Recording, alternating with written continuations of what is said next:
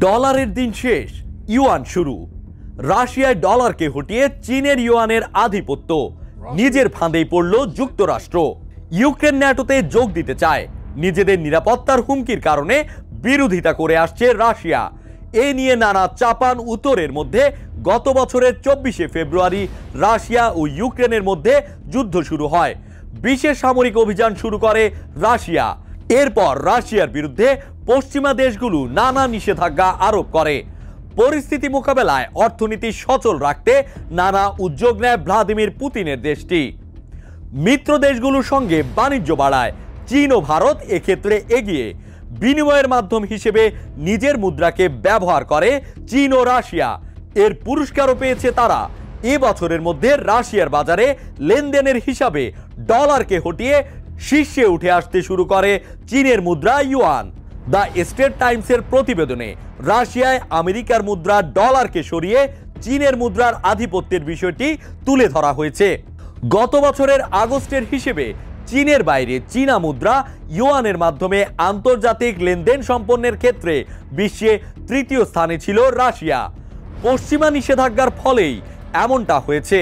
ফেব্রুয়ারিতে ইউক্রেন যুদ্ধের আগে সুইফটের মাসিক তালিকায়ও ছিল না রাশিয়া। তবে আগস্টে প্রকাশিত পরিসংখ্যানে দেখা যায় ইউয়ান ব্যবহারে রাশিয়ার আগে রয়েছে কেবল হংকং এবং ব্রিটেন। মস্কোর হিসাবের ভিত্তি ধরে প্রতিবেদনে বলা হয়েছে, যুদ্ধ শুরুর পরে প্রথমবারের মতো ফেব্রুয়ারি মাসে মাসওয়ারি লেনদেনে ডলারের তুলনায় এগিয়ে ছিল ইউয়ান। মার্চ মাসে ইউয়ানের সঙ্গে ডলারের এই ব্যবধান আরও স্পষ্ট হয়েছে। ইউক্রেনে আক্রমণের আগে রাশিয়ার বাজারে ইউয়ান লেনদেনের পরিমাণ ছিল খুবই সামান্য। তবে আগের হিসাব ছাড়িয়ে নতুন রেকর্ড গড়েছে চীনের মুদ্রাটি। 2022 সালের 24শে ফেব্রুয়ারি রাশিয়া ও ইউক্রেন যুদ্ধ শুরু হয়। এ ঘটনার পর নানা নিষেধাজ্ঞার কারণে পশ্চিমাদের সঙ্গে রাশিয়ার সম্পর্ক খারাপ হতে থাকে। অস্ত্রের যুদ্ধের বাইরেও শুরু হয় অর্থনীতি নিয়ে আরেক যুদ্ধ।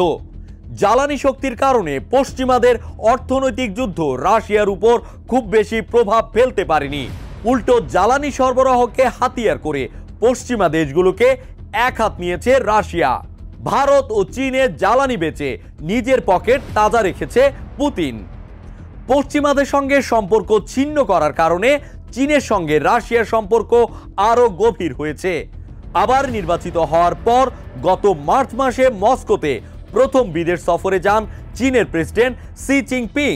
এ সফরে ক্রেমলিনের সঙ্গে বাণিজ্য, বিনিয়োগ, সরবরাহ, বড় বড় প্রকল্প এবং জ্বালানি সহ বিভিন্ন ক্ষেত্রে সহযোগিতা আরও সম্প্রসারণের প্রতিশ্রুতি দেন তিনি।